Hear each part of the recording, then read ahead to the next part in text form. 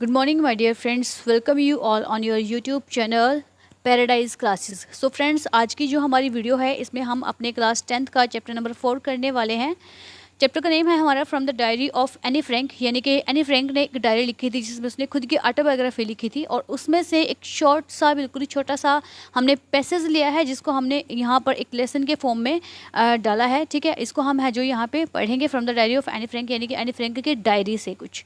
So the writer of the chapter is Anne Frank herself. So, before reading our chapter, let's have a look. Anneliese Mary Anne Frank, 12th June 1929 to February March 1945। इसका मतलब है कि एनेलिस Mary Anne Frank है जो हमारी, वो 12 जून 1929 को है जो वो पैदा होती है। ठीक है, और फरवरी मार्च 1945 को है जो इसकी डेथ हो जाती है, जो कि एक जर्मन गर्ल थी। Born Jewish girl who wrote while in hiding with her family and 4 friends in Amsterdam during the German occupation of the Netherland in world war second. कि ये जो है अपनी डायरी को कब लिखती है, जब ये अपनी फैमिली के साथ में, अपने 4 फ्रेंड्स के साथ में जो एम्स्टरडैम में छिपी हुई थी, जब जर्मनी का ऑक्यूपेशन चल रहा था नीदरलैंड में। ठीक है, कब? वर्ल्ड वॉर सेकंड के टाइम की बात है। वर्ल्ड वॉर हमारा 1939 में शुरू हुआ था और 1945 में जब अमेरिका ने हिरोशिमा और नागासाकी पर है जो 2 बम गिराए थे। ठीक है, लिटिल बॉय और फैट मैन, तो उस टाइम पर 6 अगस्त और 9 अगस्त को तब ये हमारा वर्ल्ड वॉर है जो ख़त्म हुआ था फाइनली। ठीक है, उसके बाद हमारी यूएनओ की स्थापना हुई थी, यूएनओ एस्टेब्लिश किया गया था। तो ये उसी टाइम की बात है जब हमारी एनी फ्रैंक है जो वो अपनी डायरी को बैठ करके लिख रही है। ठीक है, सो her family had moved to Amsterdam after the Nazis gained power in Germany but were trapped when the Nazi occupation extended into the Netherlands। कि जो उसकी फैमिली होती है, ठीक है, यानी कि हमारी एनी फ्रैंक की फैमिली होती है, वो एम्स्टर्डम में मूव कर जाती है। ठीक है, जर्मनी से जब नाजीवाद है जो जर्मनी में बहुत ज़्यादा है जो जोर पकड़ जाता है। ठीक है, ये जो नाजी लोग थे वो ज्यूस पीपल से बहुत ज़्यादा हेट करते थे। ठीक है, ये उनको मारना काटना, वहाँ से भगाना, इस तरीके के है जो वो काम में लगे हुए थे। ठीक है, तो जब जर्मनी में इन्होंने देखा कि नाजी की पावर बहुत ज़्यादा बढ़ गई है, तो ये कहाँ पर शिफ्ट हो गए थे, ये अपने एम्स्टर्डम में चले गए थे। बट वो trapped when the Nazi occupation extended into the Netherland. लेकिन बाद में उनको ट्रैप कर लिया गया, बाद में उनको पकड़ लिया गया। कब? जब नाजी का ऑक्यूपेशन है जो एक्सटेंड हो गया, बढ़ गया था, कहाँ तक? नीदरलैंड तक बढ़ गया था। As prosecutions against the Jewish population increased. ठीक है, और जो प्रोसिक्यूशंस था, ये जो उनका काम था, ठीक है, ये किन के खिलाफ था? बहुत ज़्यादा बढ़ गया था ज्यूइश पॉपुलेशन के खिलाफ। ठीक है, The family went into hiding in July 1942 in a hidden room in her father Otto Frank's office building। और जो फैमिली है वो कहाँ पर छिप जाती है? वो जुलाई 1942 में है जो छिपने के लिए कहाँ पर जाते हैं? उसके फादर होते हैं, उसका नाम क्या होता है? Auto Franks. ठीक है, ऑटो फ्रैंक की जो ऑफिस की बिल्डिंग होती है, ये फैमिली है जो जाकर के वहाँ पर छिप जाती है, अपने आप को छिपा लेती है। After 2 years in hiding, the group was betrayed and transported to the concentration camp system where Annie died of typhus in Bergen-Belsen within days of her sister।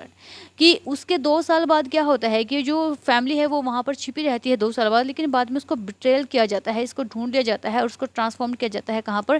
Concentration camp system होता है। ठीक है, जहाँ पर जो एनी की death हो जाती है, टाइफस नाम की एक बीमारी है। ठीक है, उससे एनी की डेथ हो जाती है। उससे पहले ही उसकी सिस्टर है, ठीक है, Bergen Belsen, within days of her sister, क्योंकि उसकी जो सिस्टर है उसकी भी डेथ हो गई थी। ठीक है, उसके कुछ टाइम बाद ही जो एनी है हमारी, उसकी भी डेथ हो जाती है।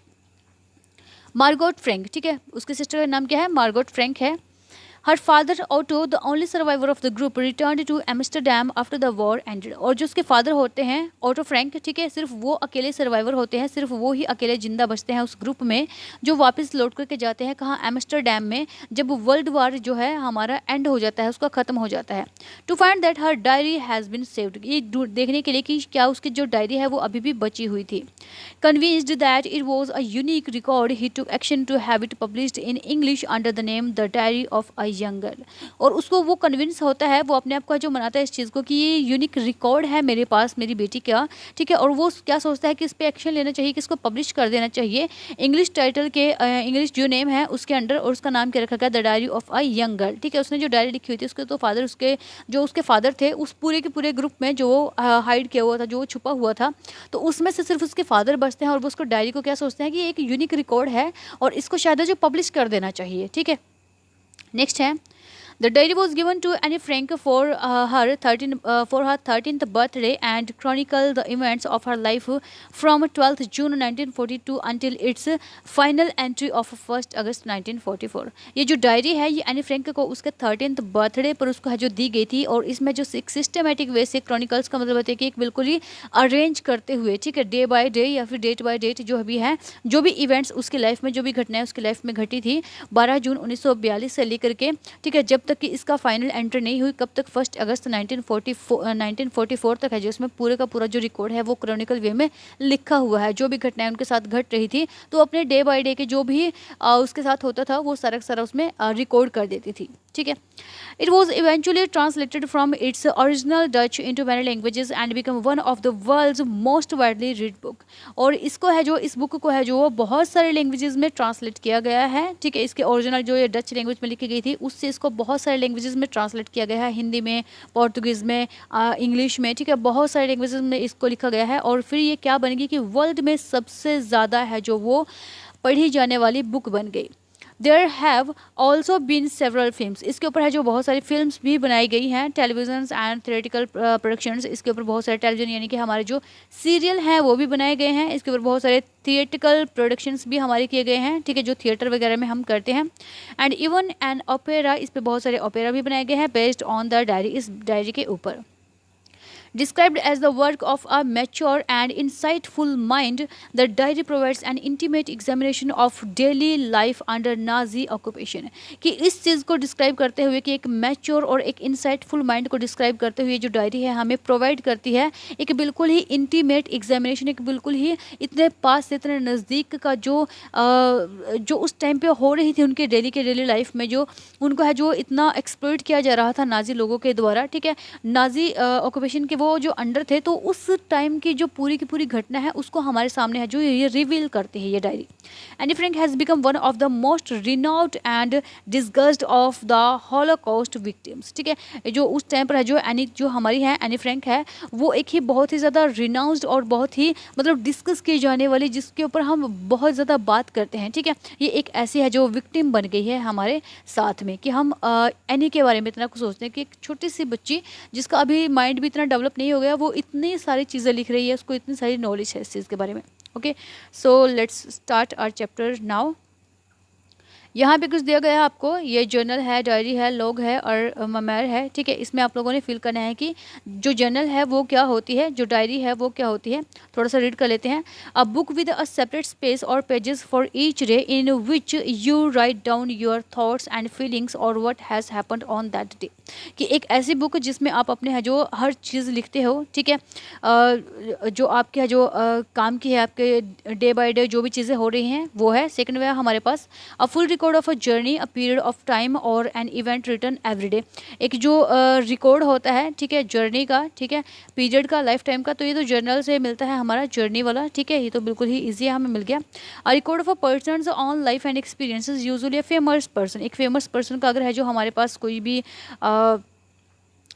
होता है, हमारे पास कोई रिकॉर्ड होता है तो हम उसकी बात करते हैं, तो ये मेमोयर होता है।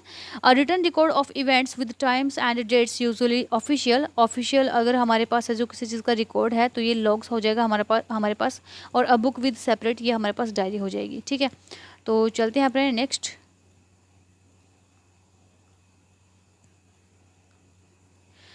So writing in a diary is a really strange experience for someone like me. वो जो एनी फ्रैंक है वो क्या कहती है कि डायरी लिखना ये मेरे लिए बहुत ही ज़्यादा स्ट्रेंज एक्सपीरियंस है किसी एक ऐसे पर्सन के लिए जो मेरे जैसा हो। Not only because I have never written anything before, सिर्फ इसलिए नहीं कि मैंने इससे पहले कुछ भी नहीं लिखा है, but also because it seems to me that later on neither I nor anyone else will be interested in the musing of a 13-year-old school girl।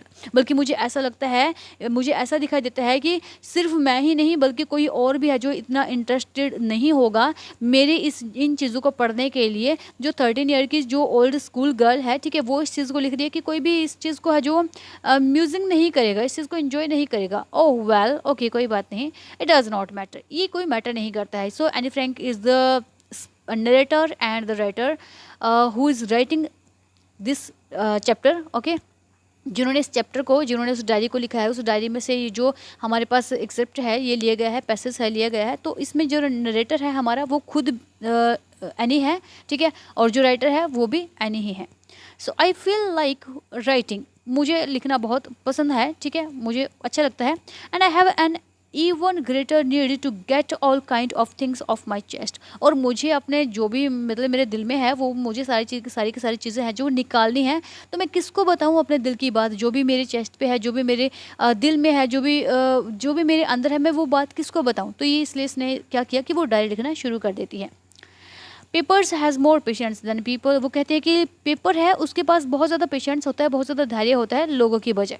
I thought of this saying on one of those days when I was feeling a little depressed and I was sitting at home with my chin in my hands, कि ऐसा मैंने सोचा, I thought of this, कि मैंने ऐसा इसलिए सोचा, ये मैं इसलिए कह रही हूँ क्योंकि ये उन दिनों की बात है when I was feeling a little depressed, जब मुझे थोड़ा सा डिप्रेस्ड फील होता था, मैं अपने आप में डिप्रेस्ड हो जाती थी, टेंशन ले लेती थी थोड़ी सी, ठीक है। And I was sitting at home, और जब मैं घर पर बैठी होती थी with my chin in my hands, मैं अपनी ठुड्डी को अपने हाथों से ऐसे दबाए हुए, ऐसे पकड़े हुए मैं बैठी रहती थी, तब मैंने ऐसे सोचा कि शायद पेपर है उसमें ज़्यादा पेशेंस होता है ह्यूमन बींग से। बोर्ड एंड लिस्टलेस, उस टाइम पर मैं बहुत ज़्यादा बोर्ड होती थी, बहुत ज़्यादा लिस्टलेस होती थी, यानी कुछ काम नहीं करती थी। Wondering whether to stay in or go out, तब मैं ये सोचती थी कि क्या मैं अंदर घर के अंदर रहूं या फिर घर के बाहर चली जाऊं। I finally stayed where I was brooding, और मैंने है जो खुद से फिर क्या फाइनली डिसाइड किया कि मैं यहीं रुक जाती हूँ जहाँ पर मैं हूँ। Yes, papers does have more patience, हाँ बिल्कुल, पेपर में है जो ज़्यादा पेशेंस होती है। And since I am not planning to let anyone else read this stiff bugged notebook grandly referred to as a diary unless I should ever find a real friend, और मैं किसी को भी है जो इस चीज़ की है जो and since I not planning, और तब है जो मैं इस चीज़ की प्लानिंग नहीं करी थी to let anyone else read this book, कि कोई भी है जो मेरी इस बुक को है जो पढ़ेगा या किसी को द्वारा जो मेरी बुक ये पढ़ी जाएगी, ठीक है।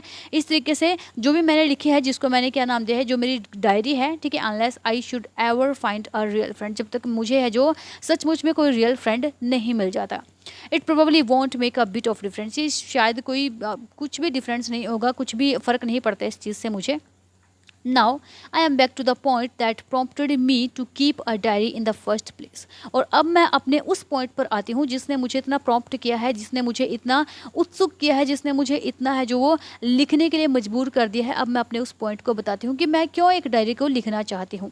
I don't have a friend, मेरे पास कोई फ्रेंड नहीं है, because she has nothing with home she can share her feelings, कि कोई उसके पास था ही नहीं जिसके साथ वो अपनी फीलिंग्स को शेयर कर सकती। तो उसने क्या सोचा कि पेपर्स में ज़्यादा पेशेंस होता है, इसलिए वो बार बार बोलती है कि पेपर्स में ज़्यादा पेशेंस होता है ह्यूमन बींग से, ठीक है, और इसलिए वो डायरी लिखना है जो वो शुरू करती है। Let me put it more clearly, मुझे से बड़े ध्यान से है जो देखने दो, लिखने दो। Since no one will believe that a 13-year-old girl is completely alone in the world, कि कोई भी है जो तब तक है जो बिलीव नहीं करेगा इस बात पर कि 13 साल की एक बच्ची है वो पूरी तरीके से अकेली है इस पूरी दुनिया में। एंड आई एम नॉट, और मैं नहीं हूँ।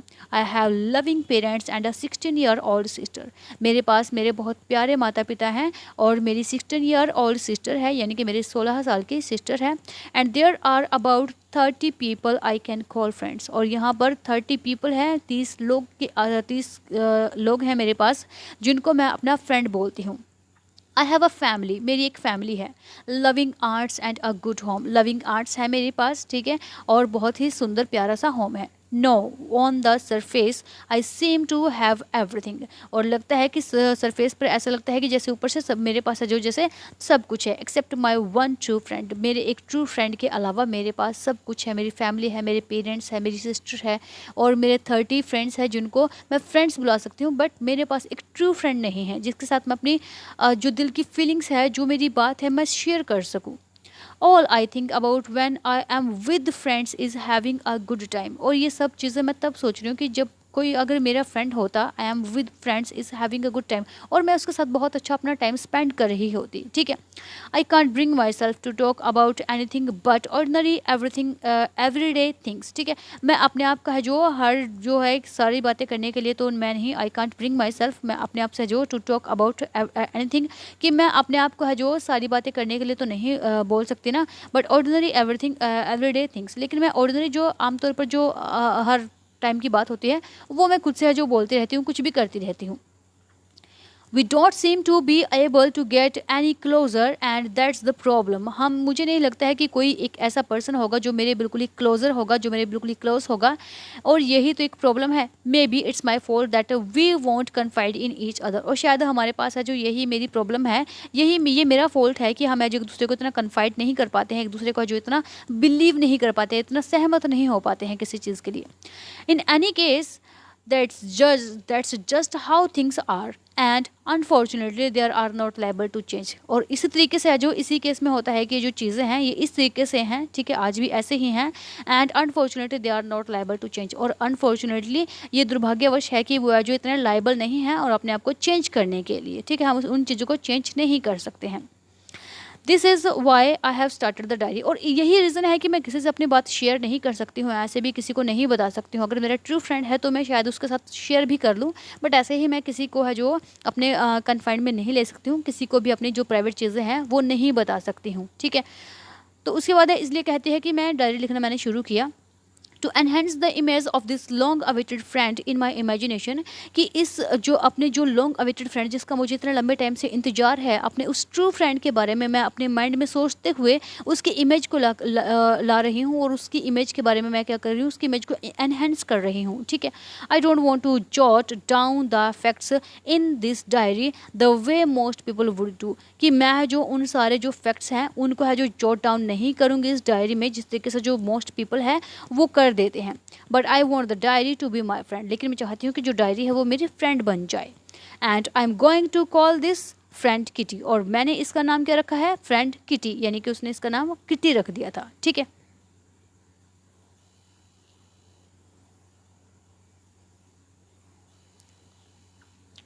Since no one would understand a word of my stories to Kitty if I were to plunge right in, I would better provide a brief sketch of my life. Must I dislike doing so? ठीक है, ये क्या कहती है कि so no one would understand, कि कोई भी है जो मेरी बात को एक वर्ड तक नहीं समझेगा मेरी इस स्टोरी, मेरी जो डायरी लिखी है जो किटी है, ठीक है, उसके बारे में। आई वर टू प्लंज राइट इन, जो भी मैंने इसके अंदर है जो मतलब जो भी मैंने प्लंज किया है, it would I would better provide a brief sketch of my life, मैंने है जो बहुत अच्छे से अपने लाइफ का जो ब्रीफ स्केच है वो इसमें प्रोवाइड किया है। Much as I dislike doing so, जिसको मैं बहुत डिसलाइक करती हूँ कि मैं ऐसा नहीं करूँगी, ठीक है, जो मैंने डिसलाइक किया, लेकिन मैंने थोड़ा सा जो इसके अपने लाइफ स्केच के बारे में इसमें थोड़ा सा लिखा है, और मैंने थोड़ा इस तरीके से लिखा है कि कोई भी इसको अंडरस्टैंड ना कर सके। नेक्स्ट है माई फादर, मेरे father, the most adorable father I have ever seen, कि बहुत प्यारे फादर जो मतलब मैंने कभी ही देखे हैं इस तरीके से, ठीक है। Did not marry my mother until he was 36 and she was 25, कि मेरी मदर से उन्होंने तब तक शादी नहीं की जब तक मेरे फादर है जो 36 के नहीं हो गए, और जो मेरी मदर है वो 25 के नहीं हो गए, यानी कि इनके फादर की जो मैरिज हुई थी वो 36 में हुई थी, और इनकी मदर की जो मैरिज हुई थी वो 25 के थे, इन्होंने तब मैरिज की थी एक दूसरे से। माई सिस्टर मार्गोट, और मेरी जो सिस्टर है Margot was born in Frankfurt in Germany in 1926, मेरी जो सिस्टर है मार्गोट वो पैदा हुई थी जर्मनी के फ्रैंकफर्ट में 1926 में। आई वॉज बॉर्न ऑन 12 जून 1929, और मैं कब पैदा हुई थी, 12 जून 1929 को मैं पैदा हुई थी। I lived in Frankfurt until I was 4, और मैं फ्रैंकफर्ट में ही रहती थी जब तक मैं 4 साल की नहीं हो गई थी। माई फादर एमिग्रेटेड टू हॉलैंड इन 1933, और जो मेरे फादर है वो हॉलैंड चले गए थे 1933 में। My mother Edith Hollander Frank went with him to Holland in September, while Margot and I were sent to Aachen to stay with our grandmother, ठीक है, कि मेरी मदर भी है जो इनकी मदर का नाम है एडिथ होलैंडर फ्रैंक, ठीक है, ये भी इनके फादर के साथ है जो वो सितंबर में ही कहाँ पर चली गई थी, हॉलैंड चली गई थी, जबकि मार्गोट को और आई यानी कि यहाँ पर एनी फ्रैंक को कहाँ भेज दिया गया था, एचएन में भेज दिया गया था, ताकि वो अपनी ग्रैंड मदर के साथ में वहाँ स्टे कर सके, वहाँ रह सके। मार्गोट वेंट टू हॉलैंड इन दिसंबर, और जो मार्गोट है अब वो भी हॉलैंड चली जाती है दिसंबर में। And I follow out in February, और मैं कब गई, मैं फेब्रवरी में गई। When I was plonked down on the table as a birthday present for Margot, जब मुझे है जो प्लंक डाउन किया गया, प्लंक डाउन का मतलब है कि इनफॉर्मल वर्ड्स में, ठीक है, put down in a casual way, ठीक है, जब मुझे जो प्लंक किया गया, प्लंक डाउन किया गया एक टेबल पर, जब मेरा बर्थडे था, ठीक है, मेरे बर्थडे प्रेजेंट पर फॉर मार्गोट, मार्गोट के लिए, ठीक है। I started right away at the Montessori nursery school, मैंने कहाँ से शुरुआत की, मैंने मोंटसरी नर्सरी स्कूल से शुरुआत की। I stayed there until I was 6, और मैं 6 साल की जब तक नहीं होगी तब तक मैं वहीं पर रही और उस मोंटसरी नर्सरी स्कूल में ही पढ़ती रही। Eight which time I started in the first form, जहाँ से है जो मैंने उस टाइम पर है जो मैंने फर्स्ट फॉर्म है जो पहली करना शुरू की। In the 6th form my teacher was Mrs Kuperus, ठीक है, और जब मैं 6th क्लास में हुई तब मेरे जो टीचर थे वो कौन थे, मिसेस कोपर्स थे। द हेड मिस्ट्रेस, जो कौन थे, हमारे हेड मिस्ट्रेस थे। At the end of the year we were both in tears as we sat a heartbreaking farewell, और साल के एंड में हम दोनों की आंखों में बहुत ज़्यादा आंसू थे, हम बहुत ज़्यादा रो रहे थे, क्योंकि अब हमने क्या किया, एक दूसरे को जो अलविदा बोल दिया था। In the summer of 1941, grandma fell ill and had to have an operation. कि समर की 1941 के समर में मेरी जो ग्रैंड माँ है, ग्रैंड मदर है, दादी जी, वो बहुत ज़्यादा इल हो गई, बहुत ज़्यादा बीमार हो गई और उनका ऑपरेशन करना पड़ा। So my birthday passed with little celebration, और जो मेरा बर्थडे था वो क्या हो गया, एक छोटे से ही सेलिब्रेशन के साथ में चला गया, ठीक है। वो उसका बर्थडे था मार्गोट का, जब वो है जो दिसंबर में अपनी सिस्टर के पास में गई थी हॉलैंड में, ठीक है, क्योंकि इसको है जो बर्थडे प्रेजेंट देना था अपनी सिस्टर के लिए। लेकिन इसका जो बर्थडे है वो ऐसे ही निकल जाता है, क्योंकि दादी माँ का जो ऑपरेशन हुआ था, ठीक है, वो छोटे से सेलिब्रेशन के साथ में निकल जाता है। ग्रैंड माँ डाइड इन जनवरी 1942, और मेरी जो ग्रैंड माँ है वो कब डाइड हो गई थी, वो मर गए थे जनवरी 1942 में। No one knows how often I think of her, कि कोई नहीं जानता कि मैं कितनी बार उनके बारे में मैं सोचती थी। एंड स्टिल लव हर, और मैं अभी भी उनसे प्यार करती हूँ। This birthday celebration in 1942 was intended to make up for the other, और ये जो मेरा 1942 का जो बर्थडे था ये दूसरों को, ये जो सिर्फ दूसरों के लिए ही मनाया गया था, ठीक है, for the other. And grandma's candle was lit along with the rest, और ये कब खत्म हुआ, जब ग्रैंड माँ की जो कैंडल है, ठीक है, इसके साथ में है जो वो, जब ग्रैंड माँ है जो रेस्ट में चली गई, यानी कि ग्रैंड माँ की डेथ के साथ में, यानी कि मेरे जो बर्थडे था उससे पहले ग्रैंड माँ जो है बीमार हुई, और जब मेरा बर्थडे मतलब ख़त्म हो गया और ग्रैंड माँ बिल्कुल ही मतलब कि ऐसा गया कि उसमें मेरी ग्रैंड माँ की डेथ हो गई। The 4 of us are still doing well, हम 4 अभी भी अच्छा कर रहे थे, यानी कि उनके पेरेंट्स और उनकी सिस्टर और वो खुद। And that brings me to the present date of 20 June 1942, और ये है जो तब क्या आई, उस प्रेजेंट डेट आई कब, 20 जून 1942 की। And the Solomon dedication of my diary, और जो सोलमन डेडिकेशन है वो मेरी डायरी का, यानी कि अब इन्होंने क्या किया, अपने डायरी को है जो वो लिखना शुरू कर दिया। डियर किटी, ये डियरेस्ट किटी, ये बोलते हैं कि मेरी प्यारी kitty. Our entire class is क्विकिंग in its boards, कि हमारी जो पूरी की पूरी क्लास है वो क्या कर रही है, वो कांप रही है, ठीक है। क्विकिंग का मतलब होता है कि shaking with fear and nervousness, यानी कि कांपना, ठीक है, डर के मारे या फिर है जो नर्वसनेस में है जो कांपना, ठीक है, पूरी की पूरी जो हमारी क्लास है वो कांप रही है। द रीज़न ऑफ कोर्स, जो रीज़न है वो शायद ये है, is the fourth coming meeting in the which the teachers decide who will move up to the next form and who will be kept back. और जो कांपने का, जो डरने का कारण था वो क्या था, कि हमारी जो फोर्थ कमिंग मीटिंग थी, जो आने वाली मीटिंग थी, जिसमें टीचर्स ये डिसीजन लेने वाले थे कि किस बच्चे को नेक्स्ट क्लास में किया जाएगा, किस बच्चे को प्रमोट किया जाएगा और किस बच्चे को वापस उसी क्लास में रख लिया जाएगा। Half the class is making bets, की आधी हमारी क्लास है जो वो बेट लगा रही थी। G N and I loved ourselves silly at the 2 boys behind us, G N और मैं हैं, हम बिल्कुल ही पागलों की तरह हंस रहे थे उन 2 बच्चों के ऊपर, उन 2 लड़कों के ऊपर जो हमारे पीछे बैठे हुए थे। सीएन एंड जैकीज, जो सीएन और जैकीज थे, who have staked their entire holidays saving on their bets, जो अपनी, जिन्होंने अपनी जो पूरी की पूरी जो हॉलीडे थी, ठीक है, वो किस चीज़ में, वो किस चीज़ के सेव में निकाल दी, अपनी बेट को सेव करने में निकाल दी थी, ठीक है, उन्होंने शर्त लगाई थी एक दूसरे के लिए।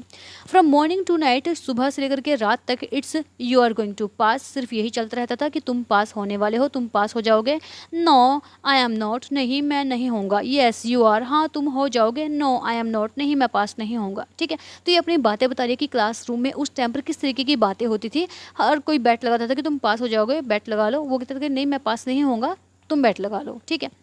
Even GS pleading glans at my angry outburst can't काम दैम डाउन। ठीक है, यहाँ तक कि जो जीएस की प्लीडिंग है, ठीक है, प्लीडिंग ग्लैंसेस यानी कि जो उसकी हंसी है उसको देखना इस तरीके से, ठीक है, घूरना उसको, और जो मेरा जो एंग्री गुस्सा है यानी कि जो मेरा गुस्सा है वो भी उन दोनों को शांत नहीं कर पाया, यानी कि वो फिर भी मैंने उनको घुराया ऐसे गुस्से में कि बस करो अब बहुत हो गया, सुबह से लेकर के शाम तक तुम सिर्फ यही बातें करते रहते हो। ठीक है, मैंने एंग्री वे में बोला ये भी बात, और जो मेरी फ्रेंड थी उसकी इतनी प्यार भरी मुस्कान, उसकी बातें, उसका समझाना भी उन लोगों को है जो शांत नहीं कर पाया, वो फिर भी बैट लगाते रहे।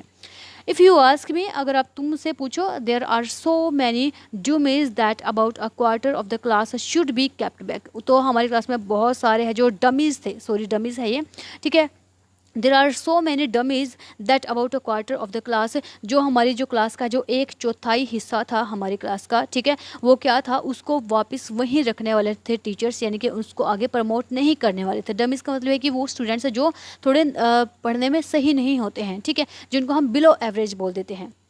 But teachers are the most unpredictable creature on the earth. लेकिन है जो हमारे जो टीचर्स होते हैं वो कैसे होते हैं, अनप्रिडिक्टेबल क्रीचर होते हैं, यानी कि उन पर विश्वास नहीं किया जा सकता कि कब किसको पास कर दें और कब किसको फेल कर दें। हम सोचें कि ये पास हो जाएगा तो टीचर का क्या भरोसा कि जिसको हमने सोचा ये पास हो जाएगा उसी को फेल कर दें, ठीक है, यानी कि वो बहुत ही अनप्रिडिक्टेबल क्रिएचर हैं इस अर्थ के। उसके बाद है आई am not going so worries about my girl friends and my self. लेकिन मैं अपनी गर्ल फ्रेंड्स यानी कि मेरी जितनी भी गर्ल मेरी सहेलियाँ थी उनके बारे में और खुद के बारे में बिल्कुल भी चिंता नहीं थी। वी विल मेक इट, हम है जो इसको कर लेंगे, हम पास हो जाएंगे। The only subject I am not sure about it's math, और जो एक ही सब्जेक्ट था जिसमें मैं श्योर नहीं थी वो क्या था, मैथ था। Anyway all we can do is wait, कोई बात नहीं, हम और कर भी क्या सकते थे सिवाय वेट के। अंटिल देन कि तब तक we keep telling each other not to lose heart, तब तक हम एक दूसरे को बोलते रहे कि तुम है जो दिल मत गिराओ, तुम है जो हिम्मत मत हारो, तुम जरूर पास हो जाओगे। I get along pretty well with all my teachers, मैं अपने सभी टीचर्स के साथ में बहुत अच्छी थी। देर आर 9 ऑफ देम, कि मेरे जो टीचर्स थे वो 9 थे, 7 मैन एंड 2 वीमेन, जिनमें 7 मैन थे और 2 वीमेन थी। मिस्टर किसिंग द ओल्ड फौजी who teach math was annoyed with me for ages because I talked so much, कि जो मिस्टर किसिंग थे वो बहुत ही ज़्यादा फौजी टाइप के थे, यानी कि ओल्ड फैशनड थे, ठीक है, जो ओल्ड फैशन जो कपड़े पहन के आते थे, ठीक है, जो ओल्ड फैशन तरीके से वो रहते थे, उनकी जो पर्सनैलिटी थी वो ऐसी थी। जो हमें मैथ पढ़ाते थे वो मेरे से बहुत ही ज़्यादा जो गुस्सा करते थे, ठीक है, क्योंकि मैं बहुत टाइम से जो बहुत ज़्यादा बातें करती थी, बहुत ज़्यादा बातें किया करती थी। आफ्टर सेवरल वार्निंग्स, की बहुत सारी वार्निंग्स के बाद भी, ही असाइंड मी एक्स्ट्रा होमवर्क, वो मुझे जो एक्स्ट्रा होमवर्क दे दिया करते थे। एंड ऐसे ऑन द सब्जेक्ट, उन्होंने क्या दिया, एक ऐसे दिया एक सब्जेक्ट के ऊपर, आ चैटर बॉक्स की, एक चैटर बॉक्स के ऊपर तुमने ऐसे लिखना है। A chatter box, what can you write about that, एक चैटर बॉक्स, आप इसके बारे में कैसे क्या कुछ लिख सकते हैं। I would worry about that later, और मैं इसके बारे में बहुत ज़्यादा चिंतित हो गई। आई डिसाइडेड, मैंने सोचा, I jotted down the title in my notebook, tucked it in my bag and tried to keep quiet. तो मैंने क्या सोचा कि मैं जो इस के ऊपर है जो इस टाइटल को अपने नोटबुक में डाल दूंगी, लिख दूंगी, ठीक है, और इसको अपने बैग में मैंने डाल दिया, और क्या फिर कोशिश की कि मैं यहाँ पर है जो अब चुप होकर के बैठ जाऊँ, शांत बैठ जाऊँ। दैट इवनिंग, उस शाम को, after I had finished the rest of my homework, the note about the essay caught my eye, कि जब मैंने अपना पूरा का पूरा होमवर्क है जो फिनिश कर लिया, तब मेरी जो आंखें हैं उस नोट के ऊपर गई, जो मैंने लिखा हुआ था उस ऐसे के ऊपर मेरी आंखें गई, यानी कि मुझे ध्यान आया कि हाँ मुझे ये भी तो करना है। I began thinking about the subject while chewing the tip of my fountain pen, कि मैंने क्या किया कि उस सब्जेक्ट के बारे में है जो सोचना शुरू कर दिया कि मैं एक चैटर बॉक्स के बारे में क्या कुछ लिख सकती हूँ, क्या कुछ लिखूँ मैं, कि कैसे मुझे शुरुआत करनी चाहिए, कि जब मैं अपने जो फाउंटेन पेन है उसको च्यू कर रही थी, उसको चबा रही थी, ठीक है। Anyone could ramble on and leave big space between the words, कि कोई भी है जो वो एमलेसली है, जो रैम्बल का मतलब है कि एमलेसली बातें करना किसी भी चीज़ के ऊपर जिसका कोई तुक ही नहीं बनता है, ठीक है, बेतुकी बातें करना, कि कोई भी है जो किसी भी तरीके की बातें कर सकता है और जो स्पेस छोड़ सकता है उन वर्ड्स के बीच में। But the trick was to come up with convincing arguments to prove the necessity of talking, लेकिन है जो बात ये थी कि मैं किस तरीके से जो अपने है जो इसको कन्विंस करूँ, इस आर्ग्यूमेंट्स को, कि जो मैंने आर्ग्यूमेंट किया है सर से, जो मैंने बहस की है, तो उसको कैसे प्रूव करूँ कि नेसेसिटी ऑफ टॉकिंग की बातें करना कितना ज़रूरी है। I thought and and thought, मैंने सोचा और सिर्फ सोचा, and suddenly I had an idea, और तभी मेरे दिमाग में एक आइडिया आया। I wrote the 3 pages mister Keesing had assigned me and was satisfied, कि मैंने है जो वो 3 पेजेस लिखे उस चीज़ के जो मिस्टर किसिंग ने मुझे है जो दिए थे, और है जो मैंने एंड वॉज सेटिस्फाइड, और मैंने है क्या किया, मैं उससे सेटिस्फाई हो गई।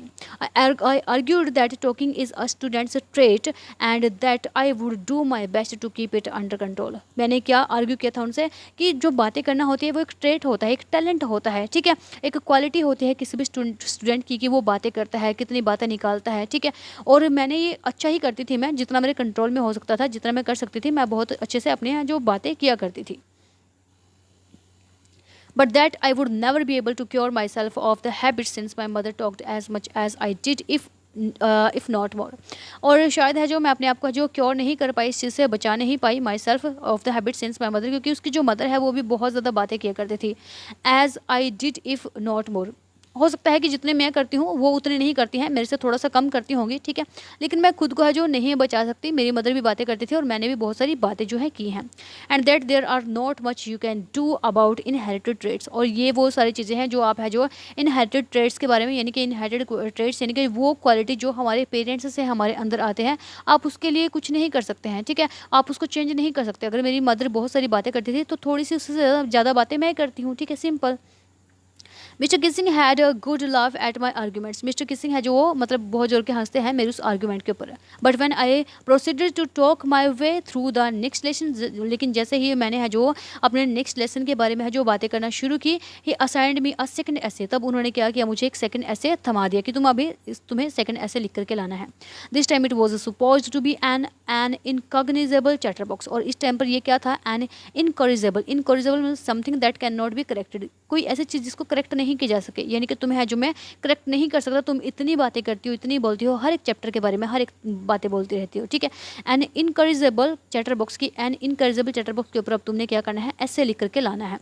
आई हैंडेड इट इन, मुझे है जो ये दिया गया, and mister Keesing had nothing to complain about for two whole lesson, ठीक है। आई हैंडेड इट इन, मैंने इस लेसन को भी इसको लिखा, इस ऐसे को भी लिखा और लिख करके मिस्टर जो किसिंग है उसको दे दिया, और मिस्टर किसिंग के पास भी कोई भी कंप्लेंट नहीं थी मेरे लिए इन दोनों लेसन्स के बारे में करने को।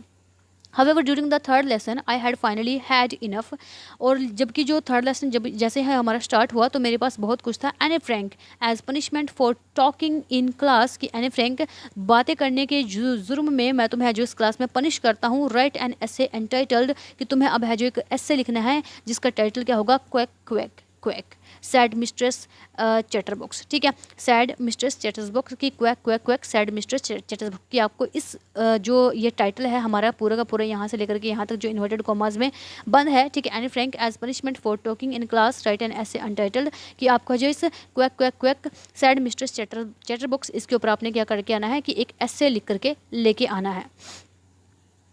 द क्लास रोड, और जो क्लास है इस बात के ऊपर हंसती है। I had to laugh too, और मेरी भी है जो हंसी निकल जाती है इस बात के ऊपर। Though I would nearly exhausted my ingenuity on the topic of chatterbox, क्योंकि अब यह जो वो मैं अपनी जो इंजेनिटी है, इंजेनिटी यानी कि जो मेरे रियल टॉपिक्स थे, ठीक है, इंजेनिटीज़ मैं अपनी खो चुकी थी, क्योंकि 2 लेसन मैं पहले ही लिख चुकी थी उस चैटरबॉक्स के ऊपर। तो अब मेरे पास कोई प्लान ही नहीं था, कोई और वर्ड्स ही नहीं बचे हुए थे जिसके बारे में मैं लिख सकती थी, ठीक है।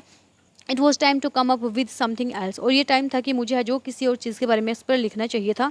समथिंग ओरिजिनल, कुछ चीज़ें हैं जो कुछ ओरिजिनल लिखना था। My friend Sen who is good at poetry, कि जो मेरी फ्रेंड सेन है जो पोइट्री बहुत अच्छी से लिखती थी, offered to help me write the essay from beginning to end in words, उसने मुझे क्या ऑफर किया कि मुझे है जो ये पूरा का पूरा जो ऐसे है वो पोइट्री के फॉर्म में लिख देना चाहिए, बिल्कुल स्टार्टिंग से एंड तक in words, and I jumped for joy, और मैं खुशी के मारे चिल्ला उठी।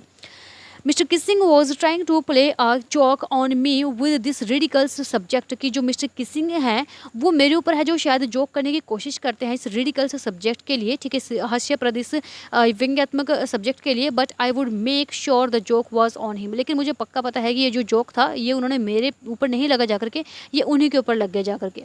आई फिनिश्ड माई पोइम, मैंने अपनी पोइम फिनिश कर दी, एंड इट वॉज ब्यूटीफुल, और ये बहुत ही सुंदर थी। It was about a mother duck and a father swan there with 3 babies duckling who were beaten to death by the father because they quacked so too much। ये जो story थी अब मैंने लिखी थी वर्ड्स की फॉर्म में, poem की फॉर्म में, ये क्या थी कि ये जो है एक मदर और फादर के बारे में थे जो डक थे और उनके 3 बच्चों के बारे में जो बहुत ज़्यादा बोलते थे। मदर और फादर ने क्या किया, उनको बहुत बुरे तरीके से पीटा और इतना पीटा कि उनकी डेथ हो जाती है, ठीक है, क्योंकि वो बहुत ज़्यादा बोलते थे। लकीली कि भाग्यवश Mr Keesing took the joke the right way, जो मिस्टर किसिंग है उसने जो जोक को है जो राइट वे में लिया, यानी कि उसने उसको सीरियसली लिया। ही रेड द उन्होंने है जो पढ़ा, he read the poem to the class, उसने क्लास के लिए उस पोइम को पढ़ा। एडिंग हिज ऑन कमेंट्स, उन्होंने खुद के कमेंट्स भी उसमें ऐड किए। And to several other classes as well, और दूसरी क्लासेस के लिए भी इस पोइम को जो पढ़ने के लिए भेजा। Since then I have been allowed to talk and have not been assigned any extra homework, और तब है जो मुझे क्या किया गया, since I have been allowed to talk, तब मुझे बात करने के लिए परमिशन दे दी गई वहाँ पर, और फिर मुझे कोई एक्स्ट्रा होमवर्क है जो वो नहीं दिया गया। On the contrary mister Keesing always making jokes these days, और उस टाइम से जो मिस्टर जो जोकिंग थे वो हमेशा से है जो वो जोक करते रहे इस बात के लिए, ठीक है। योर्स एने, उन्होंने क्या लिखा कि तुम्हारी जो एने है वो, ठीक, extracted from the diary of a young girl with slight adaptation, थोड़ी बहुत है जो अडेप्टेशन के साथ में जो इसको है जो लिखा गया है इस पूरे के पूरे चैप्टर को। सो होप सो कि आप लोगों को ये चैप्टर क्लियर हो गया होगा कि इसमें जो एनी फ्रैंक है उसने अपने जो उसकी स्कूल की बातें हैं, उसके क्लासमेट्स हैं, ठीक है, अपने जो स्कूल डेज हैं और उसकी जो फैमिली छिपी हुई थी अपनी ग्रैंड मदर, इन सब की बातों को शेयर किया है। So it was really a beautiful chapter written by Anne Frank. So friends, hope so it is clear to you. If you have any kind of difficulty, any type of problem, then you can comment in the comment section, and please like the video, share the video, and don't forget to subscribe my channel. Thank you very much.